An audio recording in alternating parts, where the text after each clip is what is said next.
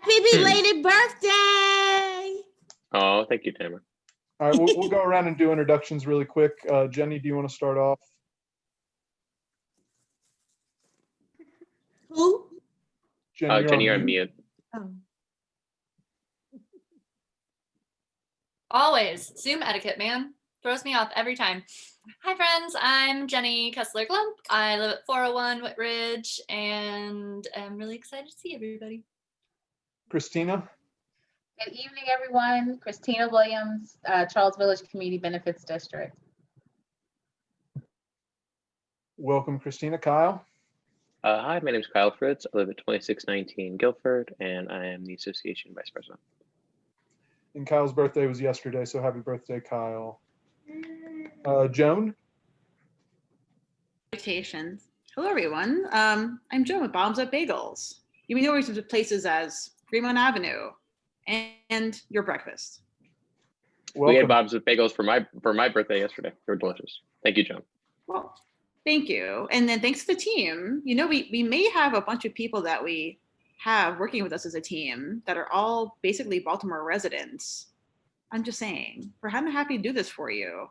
That's and awesome. Also, mazel on your birthday. Cumpleaños, cumpleaños. Welcome. Tamara? Hi, I'm Tamara Payne, and I live on the 300 block of East Lorraine. Welcome. Russell? Hi, I'm Russell, 300 block of East 27th, and association treasurer. Leslie? Hey, my name is Leslie McLaughlin. I live on the 300 block of East Lorraine, and I'm the association's Charles Village Benefit District representative. Welcome, Leslie. Thanks for joining us. Tina, you're next.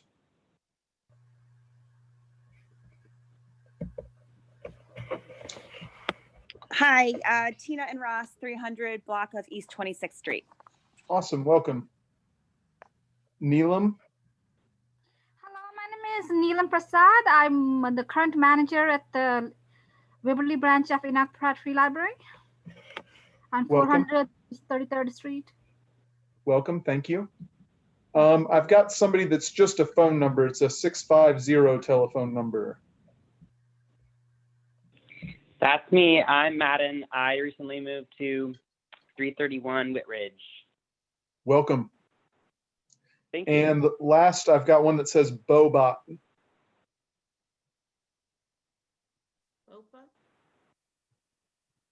Bobot, would you like to introduce yourself? Hi, I'm Maggie. I'm at the 400 block of Whitridge. Hey, Maggie. Thank you. All right. Well, it's good to see everybody. I know it's been kind of trying time, so even just these little Zoom meetings really bring me a lot of sunshine. So it's good to see everybody. Let me get over to our agenda here. I believe Jenny posted the agenda in the notes if you wanted to click that and follow along. Up first, we've got Russell kind of giving us a membership spiel.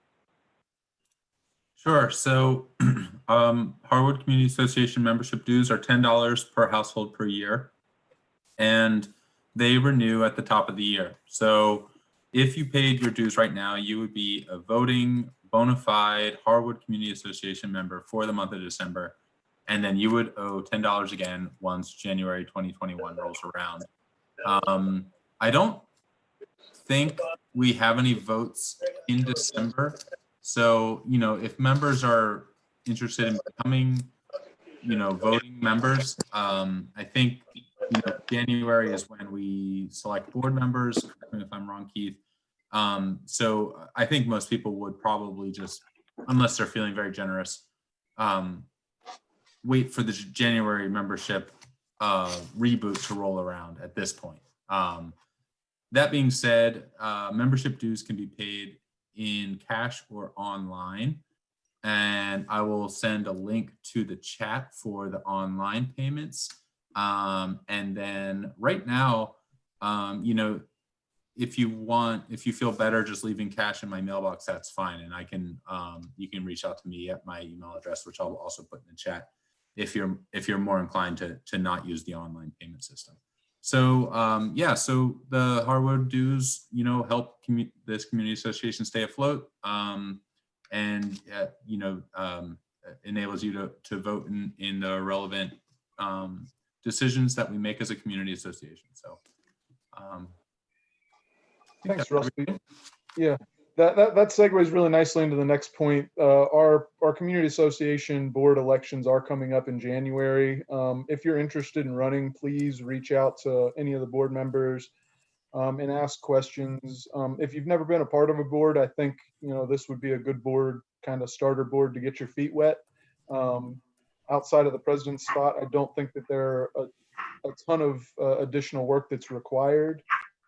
So if it's something that you're interested in, you know, reach out to myself or one of the other board members, and we will be having those elections during our monthly meeting in January. So I believe that's January 4th. So yeah, ask any questions that you have. You know, we'd love to see some new people come in and start working with the community association. So if you've got questions, please reach out. Up next, I've got Christina Williams talking a little bit about the Charles Village Community Benefits District. Christina? Yes, so point of reminder, Wednesday is our Safety Advisory Council meeting at noon. I can try to put that information in the chat before this meeting is over. And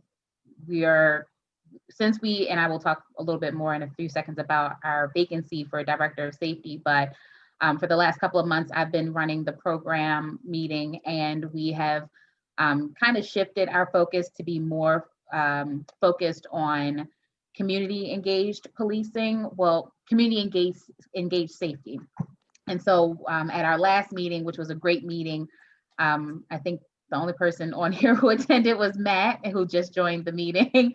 But we had a great meeting last month where we talked about homelessness, and Jesse Stevens from the Mayor's Office of Homeless Services gave us an impromptu training about how communities can be involved in working with the Mayor's Office of Homeless Services and directing folks towards services. And so I've met with community members and business owners and property owners about some of the concerns that they've had around homeless individuals. We've started talking through strategies about how we can address it from a community perspective, understanding that the mayor's office has their responsibilities, but then as a community, we have our own responsibilities to making sure that the members of our community who are the most vulnerable have access to the resources that they need, and that we as community members are educated about what resources are available in our neighborhood and where there are gaps as well. So we have folks and we have services in our area that provide food, that provide housing, that provide in the summertime, cooling centers, things like that, just making sure that we have all that information at our disposal. And so we're working on putting together not so much a brochure, but a way for people to access that information readily. And then in addition to that, making sure that our Hopkins students, who I think are the ones who engage with our homeless individuals the most, if that makes sense, especially around St. Paul Street, where they are always willing to purchase food and provide and give money, making sure that the messaging to those students are that there are organizations in our community that provide these services, and if you want to help, giving to them would be the most helpful, because they know how to reach people and to triage, get people exactly what they need beyond just the next meal. So we're working on that, but then also, as I mentioned, we do still have a vacancy in our Director of Safety position. We've identified several people and organizations. So each community organization, we're reaching out to each president this week to either them or for them to appoint someone to serve on the search committee. We have over 20 resumes that have been submitted at this time for that position. I've spoken to a few of the candidates who have followed up just to make sure that we receive them, because a lot of them were submitted through Indeed. And then through that process, we'll have business owners, residents, board members from our organization, and then partners serving on the search committee to make sure that we're getting someone, as well as our former mayor of the Northern District, Major Gibson, has volunteered to also assist in that search. And so we'll have that group go through the resumes, set up interviews, and then I will staff each one of those interviews to make sure that we're consistent in how we're interviewing everyone, making sure that we're doing it in a very equitable way, asking the same questions, getting the same information, and then that committee will make a recommendation to the CVCBD board. Hopefully that process will wrap up by the end of January, considering we just finished a holiday and now we're rolling into another holiday and then another holiday. So my hope is that with everyone's schedules, we by the end of January will have interviewed everyone and made a decision on who to offer that role to. So just so everybody's clear, this is the position that Tony Brown vacated. And I asked Christina to share a little bit of updates on that because I know that that was a position that everybody looked to, and Tony was very visible, and I thought that that was something that a lot of people would be interested in. If you are interested in being a part of that search committee, as Christina said, they're looking for people from the neighborhood. So reach out. I'm sure the Harwood Community Association will be asked to send some people. So if that is something that you're interested in, you know, being a part of, please let me know, and you can be the Harwood nomination. Christine, was there anything else that I'd like to be that person if that's available. Sure. Thanks, Kyle. And I think there's probably room for more than one if that's. We're asking for one, because I mean, it would end up being a very large committee. So one resident from each community association, one business from each business association. So that's 7 right there. Then we're going to ask one of our partners, Hopkins, 2 of our board members, and then I think there are 2 other partners. So it's like a 11 or 12 person committee. Okay. And we're just trying to make sure that we're covering everyone, to make sure that we're getting everyone's participation or representation rather. Yeah, and I'm sure Kyle will be more than willing to report back to the group. Certainly, and if anyone else is interested, please, reach out to me as well. Christine, anything else you had? No, I think that's probably the most pressing thing happening at the moment is filling that vacancy. Oh, well, I will also say Hopkins, I don't know if everyone got the draft RFP. Hopkins released a draft RFP of the Innovation Fund last week, and comments are due this Thursday, I believe. This Thursday, yes, on the 10th. For feedback on that. They plan on releasing the RFP at the end of the month. The benefits district is applying to that.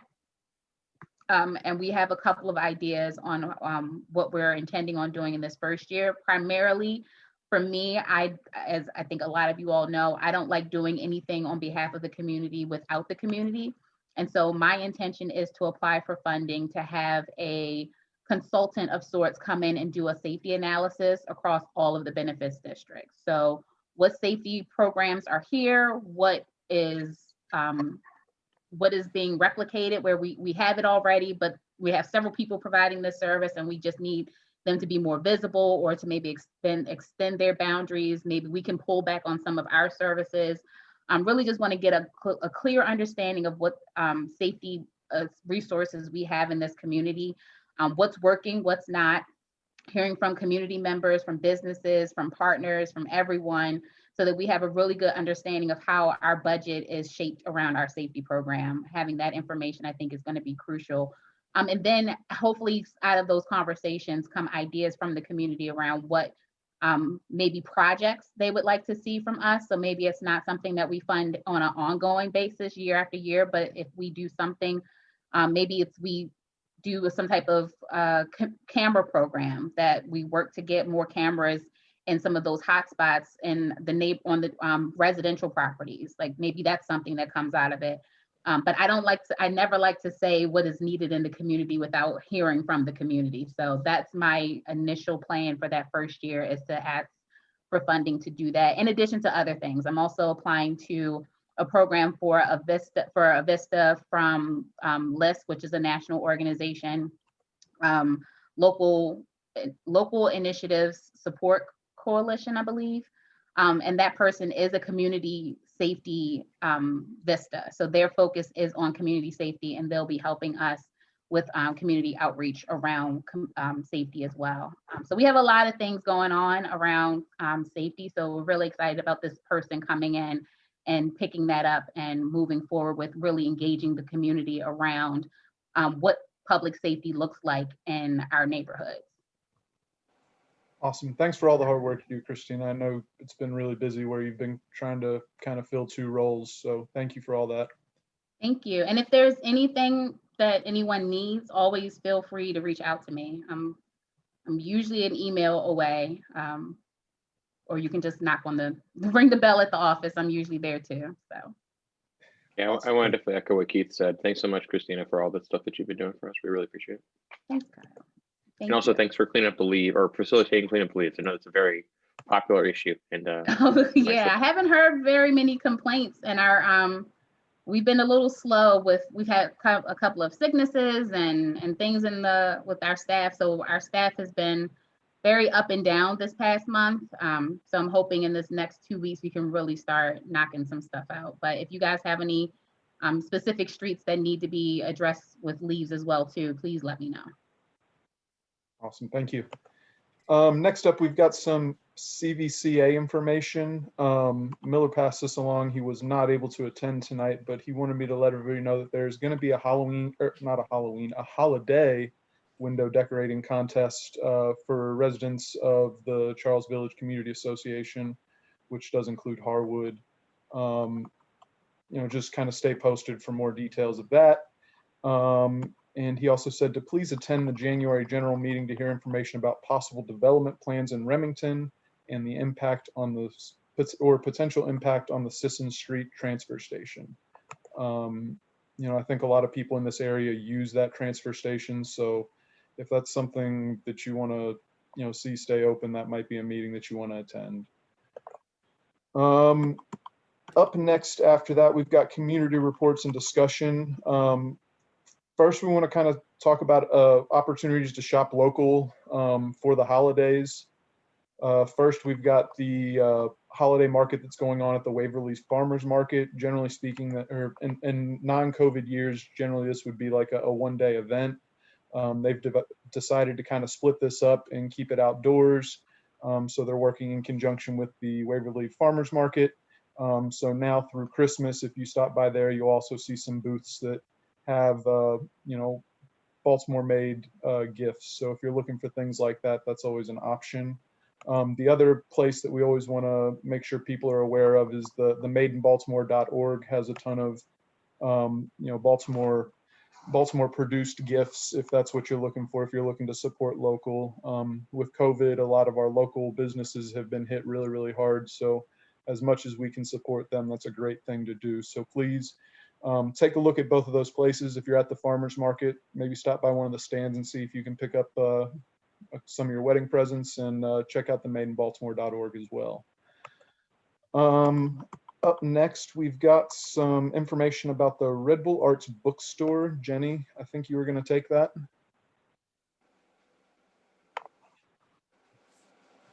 Yes. So we have recently received information from the Red Bull Arts.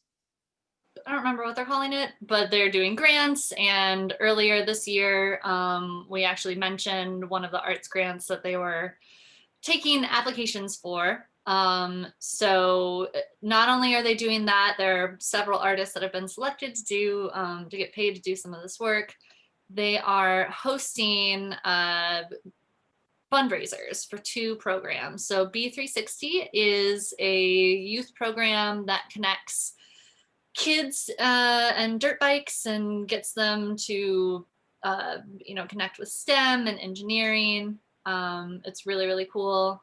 The other one is Baltimore Ceasefire, which is a community-led effort to mitigate and turn down violence in Baltimore, gun violence. They host ceasefire weekends where they have events, and the goal is to get the community to come together. So at any rate, if you donate more than $5 to either of these programs, you have the opportunity to receive a book by the following 3 authors. So Dee Watkins, who is, our Baltimore boy, The Anti-Racist by Kandwandi Fidel, and Paper Trails of the Undying by Nia June. So, we're always trying to kick up our giving for the holiday season, and you can get some books, which is pretty cool. Thanks, Jenny. Yeah, that's a great opportunity where you can give and get something back in return, and also support some local Baltimore artists. We wanted to highlight a number of toy and coat and clothing drives that are going on, both in the neighborhood and kind of in the extended neighborhood. First and foremost, the Barclay School is doing a toy and coat drive. They're looking for new hats, gloves, and coats in child sizes 4 through 16 and adult small through extra large. There's a link in the notes if you would like to just donate money. Asia Hinton is the person that runs this program. Her contact information is in the notes as well. We should definitely do our best to support Barclay Elementary as much as we can. So if you have some things that you can donate, please do that. Some other area giving opportunities, the Greenmount East Leadership Project is doing a gift drive. They're looking for gifts for children ages 5 through 13. Seeking cash donations, they have a Cash App handle, $ Greenmount Leadership. And you can also contact gelp@yahoo.com if you would like to purchase something directly from one of the lists that the children have made out. The Family Tree is another local organization. Their contact information is in the notes as well. They're doing a coat drive. St. Vincent St. Paul is also doing a coat drive. Their contact information is in the notes. St. Anne Catholic Church winter clothing drive as well. The Franciscan Center down in Fells Point, 1710 Thames Street is doing a coat drive as well. And the Nate Tatum Center is also doing a winter clothing drive. So there's a number of drives. If you've got winter clothing that you're getting rid of, take a look at some of these options and see if they would work. Let's keep in mind the less fortunate during this holiday time, and help out where we can. One other note, traditionally speaking, Baltimore has a snow removal program where they have youth that remove snow for elderly citizens.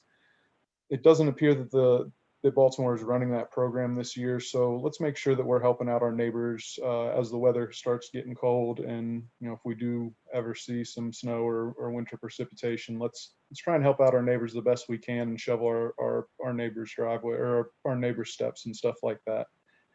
The other update is about recycling, and it's not really much of an update.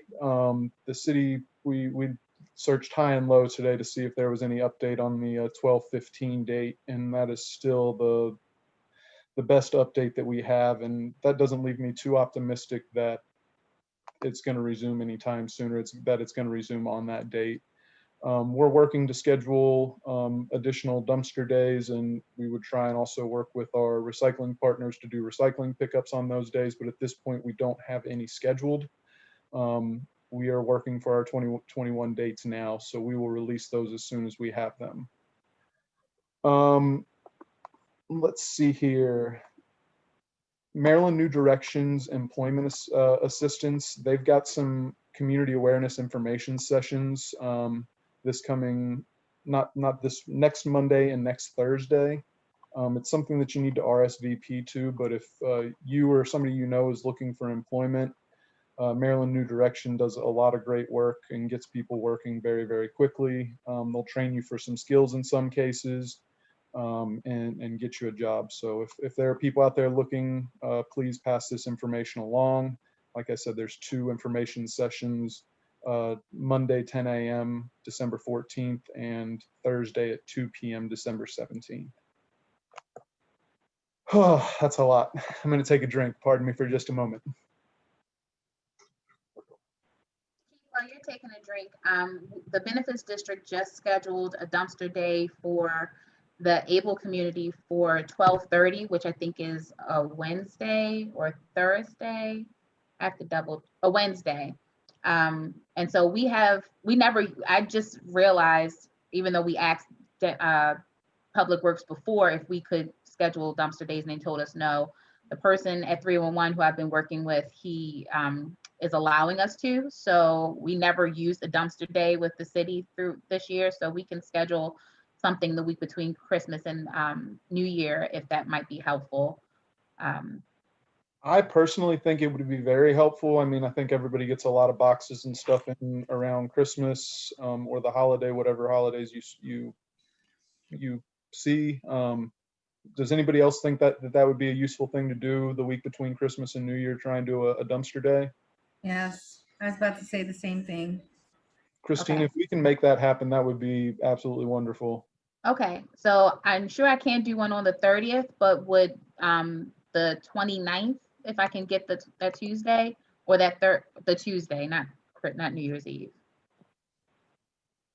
Yeah, I mean, we'll make whatever day you can make happen. Okay, I'll reach out to them now while we're talking. Okay, and if we do get something scheduled, we'll also work with the recycling folks and hopefully get a recycling pickup in conjunction with that. I know that's worked out really, really well where we've had recycling in conjunction with the dumpster days.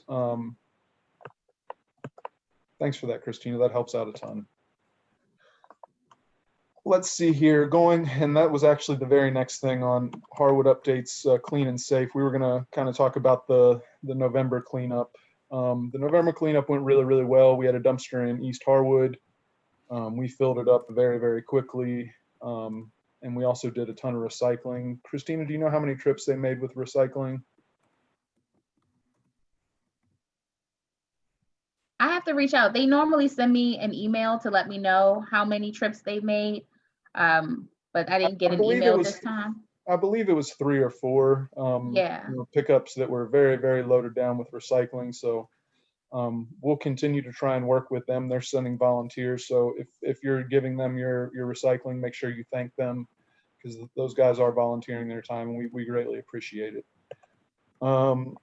So yeah, the November cleanup went great. And like I said before, we're working on a schedule for 2021, and fingers crossed Christina can get something for us here at the end of the year. The next update is just kind of a quick note to turn your porch lights on. It's that time of year where it gets dark really, really early. Having some lights on our street's always a good thing. So if you can, turn your porch lights on. We have a program that we can supply you with light bulbs if you need some light bulbs for your porch lights. So reach out in the chat or email info@harwood.com, and we can get you taken care of from there. Here,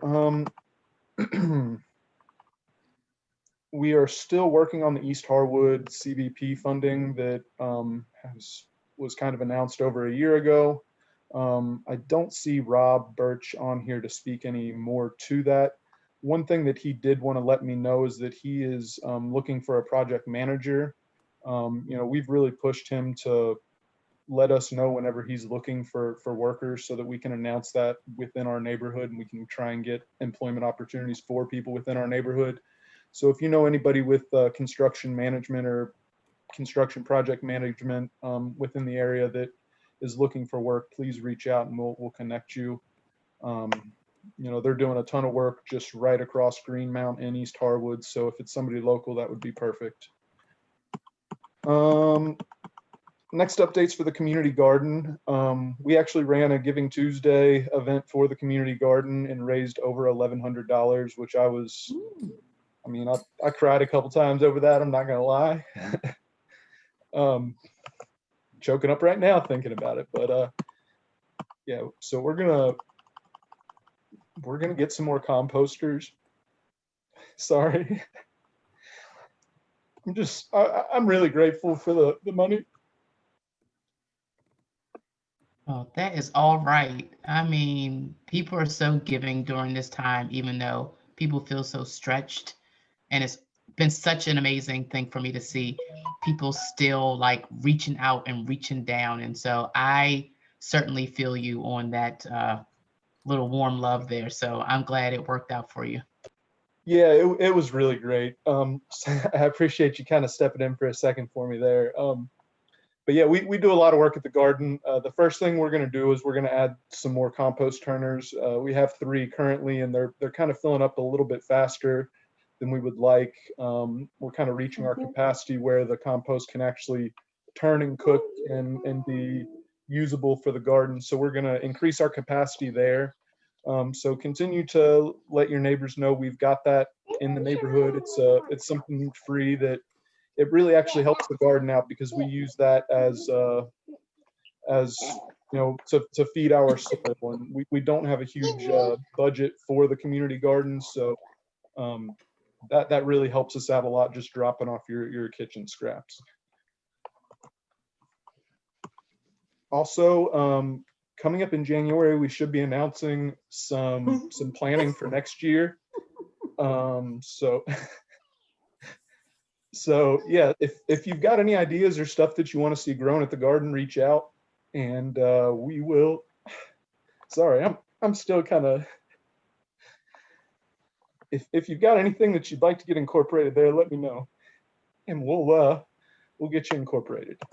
Yeah, it was a really big surprise, and we're really excited, and we're really hoping that this year for 2021 we can start bringing in even more neighbors, right? Keith has definitely done an amazing job with kind of leading the way and get it set up, and now that we're heading into year 5, our goal is to, you know, connect everyone in the neighborhood to ensure that everyone feels ownership over the garden, that it can continue on, you know, with or without the help or the work of the person.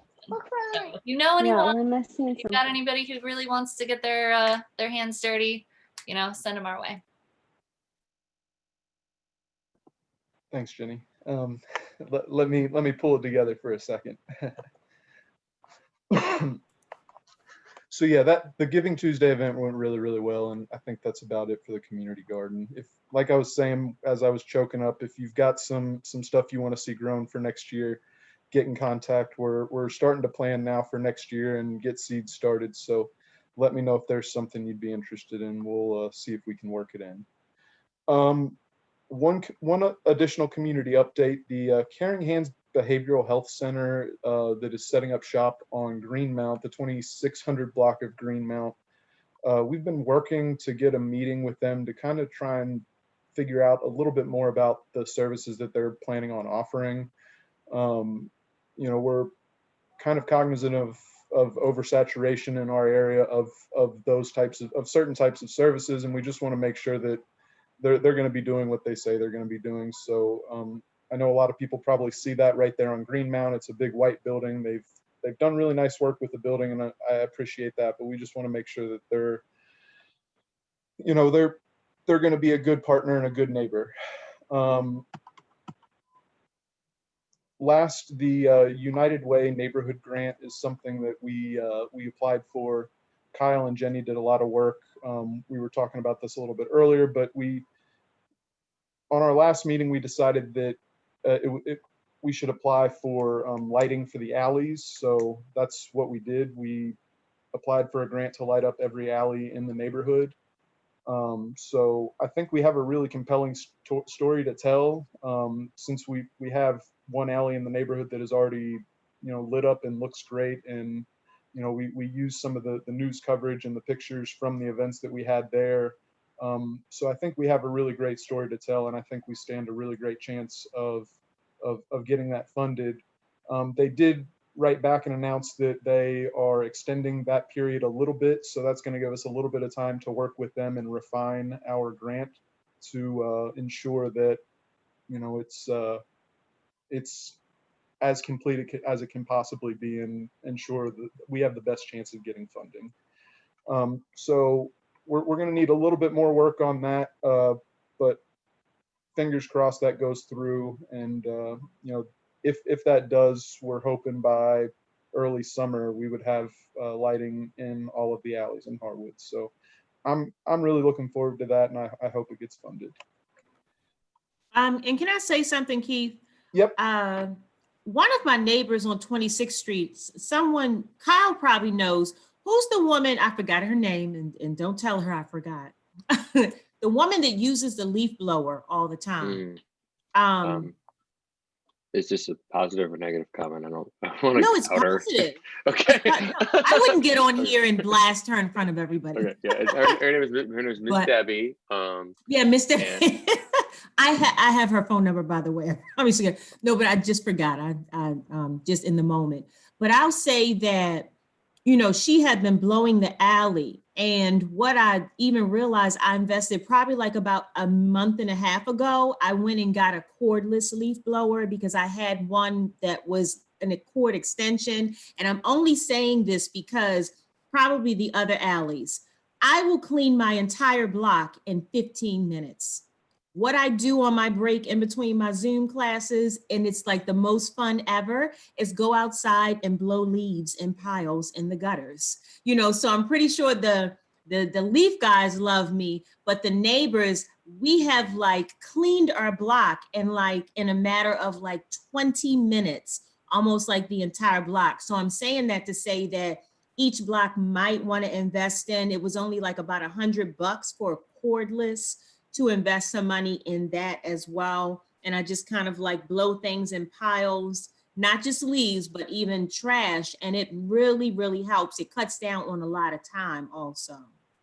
Yeah, So and that's Miss Debbie's actually- been doing a great job with the alleys. So I've been doing, the front of my block with trash and leaves and things. So it's just a good investment. I just wanted to say that.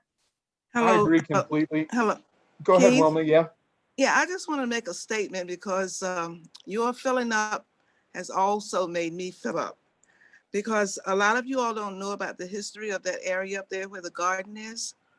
My brother passed away about, I think it's been about 6 months ago.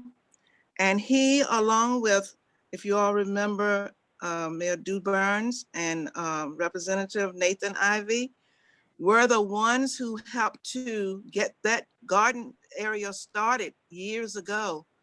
If you remember that plaque that was up there before you all started using the garden. And I just had to say something. We had a lot of meetings to help to form Harwood. And it's a big history behind that. It's just that I have not been able to pull up all the information.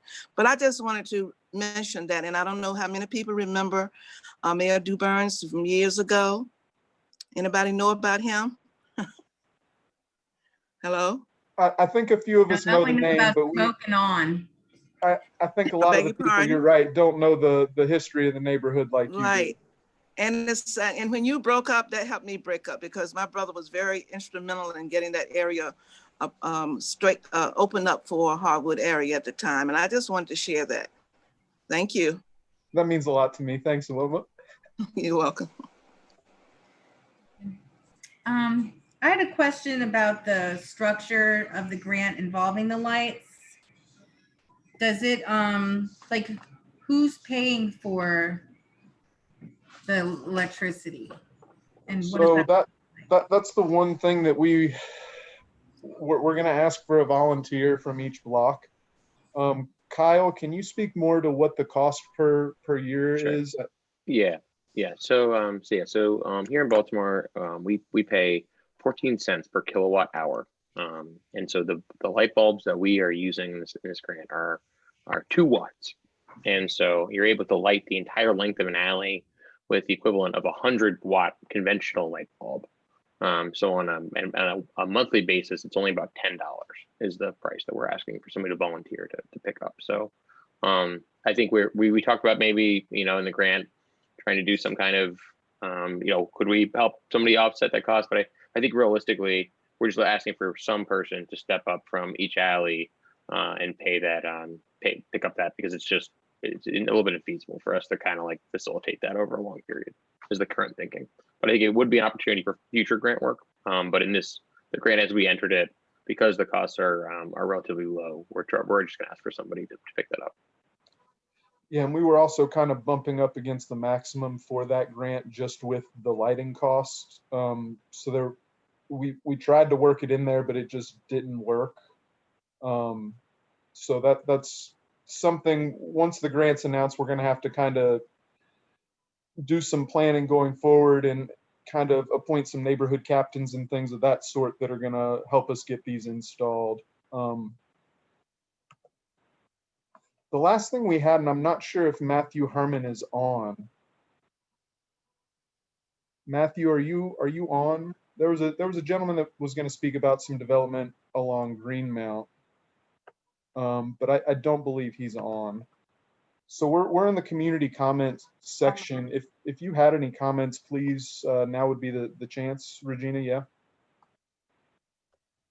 So happy holidays to everyone. I just wanted to announce, you should be getting a notice soon that we will have a 43rd District Town Hall Thursday, December the 16th from, I believe it's going to be 6:30 till about 9. And so we're going to have a little bit of everything, some mental wellness clinic kind of things, get ourselves to kind of like detox from 2020 so we can hopefully get ready for 2021. Just kind of talking about the stress of this whole ordeal.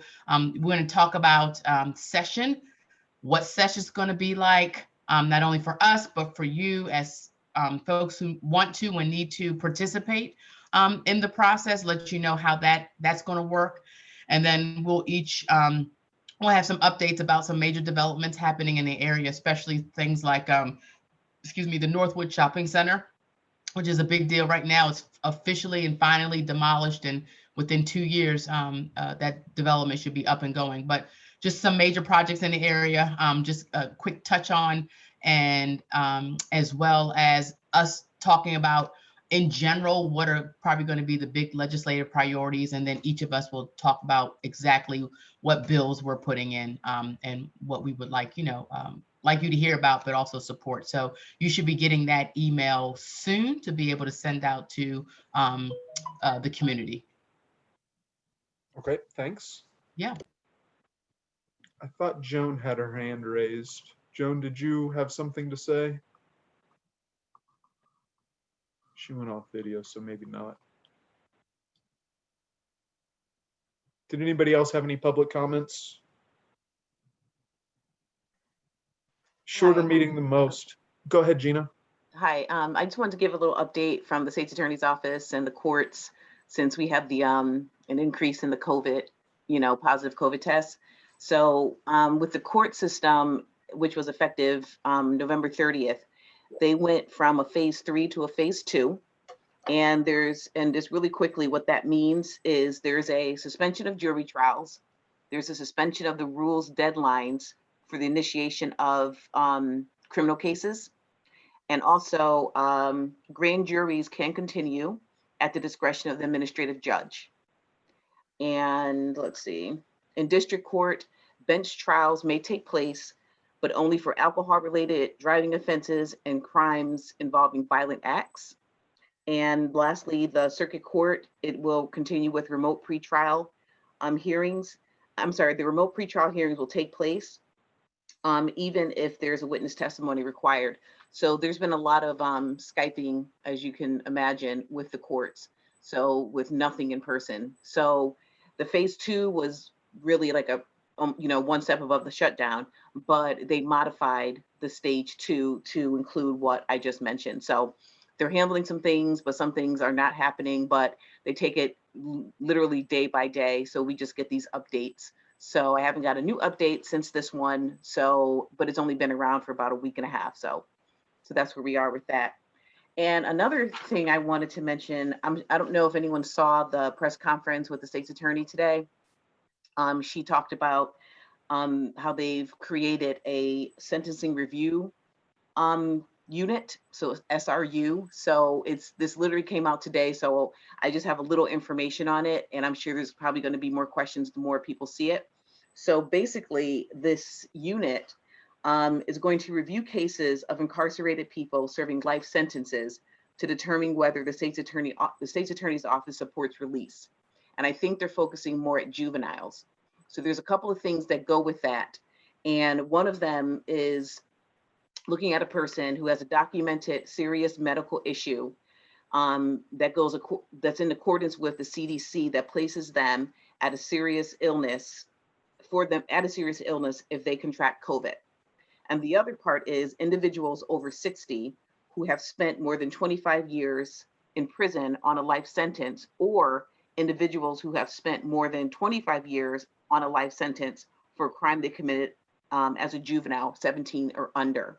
So I think what she's trying to do, and we'll talk really briefly because we have to hear more about it, but I think she's looking at juveniles that were incarcerated in the 70s, at 15, 16, years old.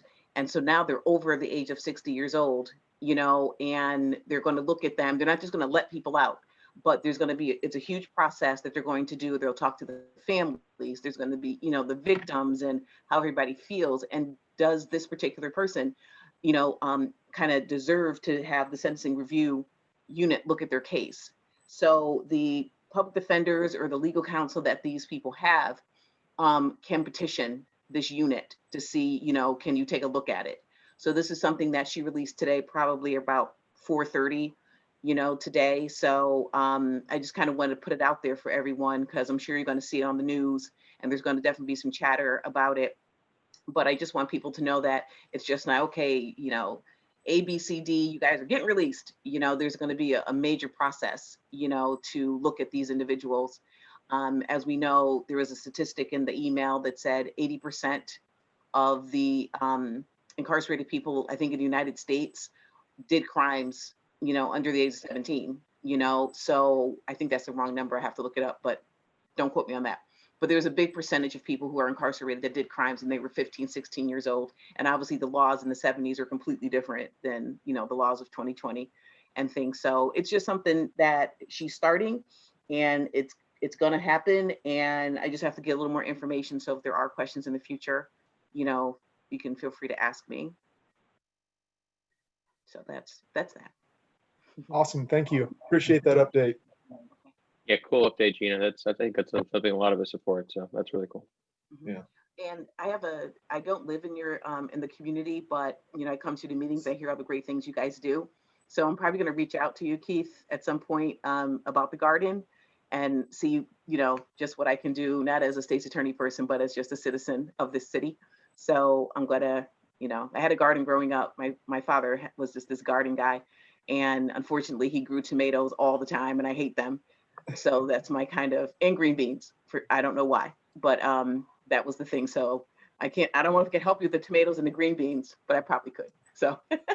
Sounds good. We'll take all the help we can get. Good point. Okay, thanks.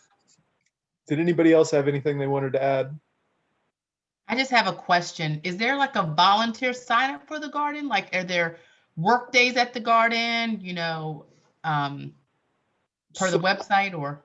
So prior to COVID, we did kind of Saturday mornings. With COVID, we haven't really done I don't know, COVID has been tough for the garden. Just having groups there and stuff like that isn't something that we want to do.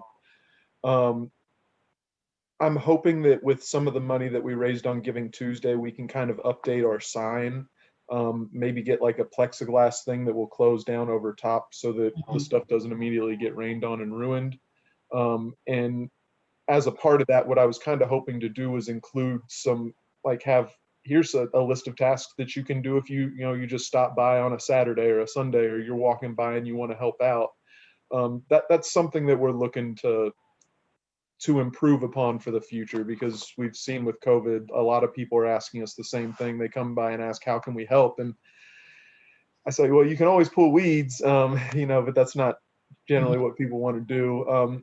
On each of our beds, we try to list how that product or whatever that item is can be harvested.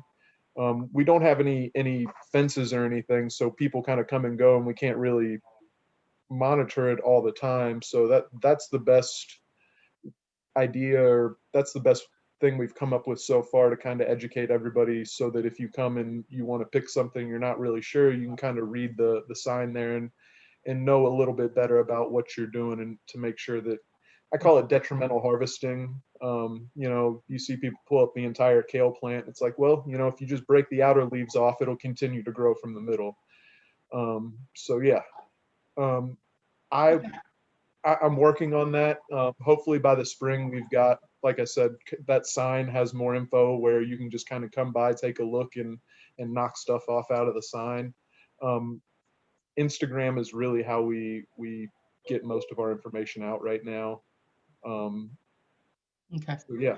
Just curious. I didn't know if like you were doing like a physical distancing, like volunteering, where it's only a certain number of people on these days, so on and so forth. So I'll see if I can sign up every now and then. So yeah, we through the community association, we were trying to start some work groups, and the garden work group was one of those. So we're also looking to start an email list as well to kind of blast out more information like that, potential work days and stuff. So we're, like Jenny said, we're hoping to kind of organize and get more people involved going forward. And I think that's going to be a key part of it is kind of, you know, creating these lists and stuff like that. And on a side note, if you're interested in doing that kind of work, that helps out a lot. You know, if you're interested in helping just compile an email list or something like that, that's something that I could use a ton of help with as well. Joan, you had your hand raised earlier. Did you have something to add? No? Okay. I Yeah, have something. Yeah, I just wanted to see where the alley cleanup you know, project was standing. The property across from my house is a illegal dumping hotspot, and still interested in you know, kind of helping with that cause.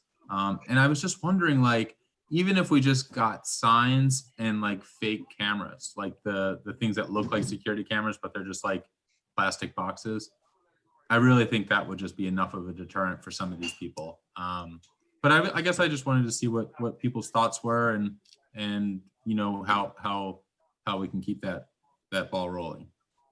Yeah, I think one of the things in conjunction with lighting up the alleys, you know, the first thing that the alley that kind of lit it, or the pilot alley, we'll call it, did, they've cleaned everything up first. And I think that's kind of part of this. You know, it's going to have to be block by block and neighbors coming out and cleaning it up. We're, you know, the board of Harwood Community Association isn't going to be able to go around and clean up every single block, but you know, we're looking to make this a community building, a community led project. And you know, hopefully as part of that, maybe you can talk with the people that are there. You know, I know Christina's looking into a lot of stuff for dumping as well. You know, it's a hot topic in this area, and we're doing everything we can. I really think the lighting would help a lot. Yeah, I agree. But I mean, it's not going to get the stuff that's there already out. So Sure.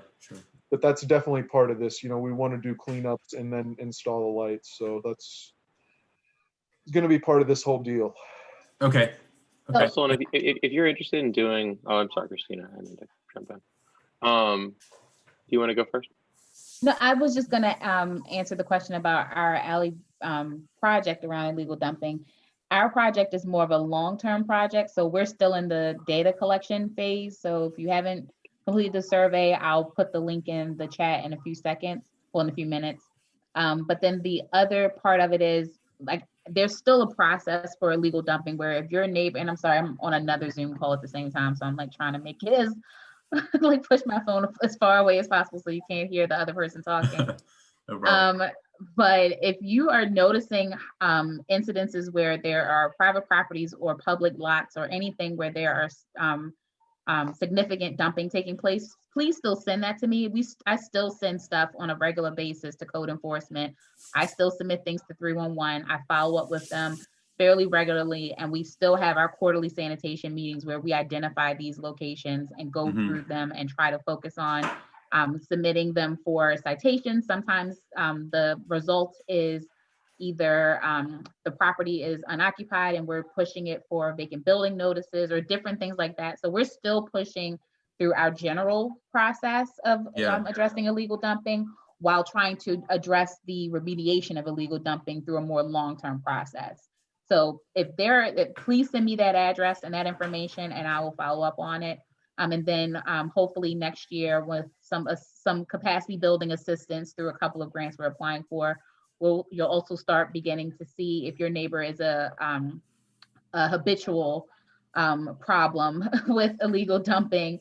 You'll start seeing things on their doors saying like, hey, we noticed that your trash lid wasn't secured tightly, or that you put your trash out on the wrong day, or that this trash or your weeds are overgrown or your grass is overgrown or something like that. Just making people aware that you're not doing this in a vacuum. We notice it, we see it, and this is a problem. You have questions, you can reach out to us, and then we can start addressing it that way too. Great, thank you very much, Christina. Yeah, Russell, I was going to offer, we did the fundraising for our alley through GoFundMe. It's not a ton of money to raise for a single alley. So if you're feeling motivated, I would be happy to try to help you stand that up and get that going. If you're like, I want to do this right now, you should totally capitalize on that energy and do it. Cool, thank you. Yeah, no, I'm definitely feeling like it's a priority for me. Not just because I live here, but like, to benefit like you did, it just benefits the neighborhood. Yeah, I think I kind of agree with Keith. I feel like we could try to do something with kind of like scaring people, but I kind of feel like just changing the mood is like a more sustainable solution where it's just like, this doesn't look like a place where you want to commit, like do that thing that nobody wants to see you do anyway, Totally. Like that could be pretty effective. Mm-hmm. Yeah. I'm really hopeful that grant gets funded. Like I said, I feel like we have a really strong application with all of the additional stuff that we've added in there. And we should do the Hopkins one too. I mean, I know Christina's going to do some really cool stuff for the Hopkins one, but I think once the RFP is finalized, we should definitely consider something in that vein. Oh, absolutely. I like to say I'm kind of greedy when it comes to grants. Like I want them all. Like we're going to apply for everything. If you've got an idea out there, let me know. I've been working with Dave Assa to kind of identify some walls in the neighborhood that would be good for murals and different things like that. So yeah, there's a lot of good stuff going on in the neighborhood. If you want to be involved, if you've got an idea, reach out, because we're trying to make things happen, and we will help you facilitate that in any way that we possibly can. Anybody else have anything that they would like to add? Hi, Keith. I just wanted to follow up. I got the proper statistics, so I don't sound nuts over here. But the statistics I was trying to mention were involved the state of Maryland, and it's with the Department of Public Safety and Correctional Services. These are kind of their stats. But when they were putting this unit together, they looked at a lot of different things. So they kind of put out there that almost 80% of the 2,200 prisoners currently serving a life sentence throughout our state are African American. Okay, and then 94% of the more than 800 prisoners sentenced to life sentences are that in the city are African American. So there's a disproportionate, obviously, number there. So this unit is going to be, I think, fantastic. There's a lot of different people, involved. There was a gentleman who spoke today, and I guess his brother was murdered by someone that was a juvenile. I guess it was for sneakers in like 1984. So he advocated for that. Well, he wasn't a young man at that time, but 30 some years or so later, he helps to get him, released from prison, and so he's on this, in this unit as well. But there's public defenders, there's attorneys, there's all sorts of people on this unit that are going to try to, make sure everything is done, it's going to done properly and fairly and everything. And again, they're definitely going to consult with the victims' families and see how they feel. So I just wanted to clarify those statistics. Thanks, Gina. Last call for comments. Anybody else have anything that they would like to discuss? If not, we will adjourn this meeting. If the board members could stay on for just a moment so we could discuss a couple things, but thank you for attending. It was great to see everybody. Thank you, everyone. Regina, thanks, everyone. Thank you so much for being here. Oh, you're welcome. Happy holidays. I'm so happy that you're happy. Yeah, Proud.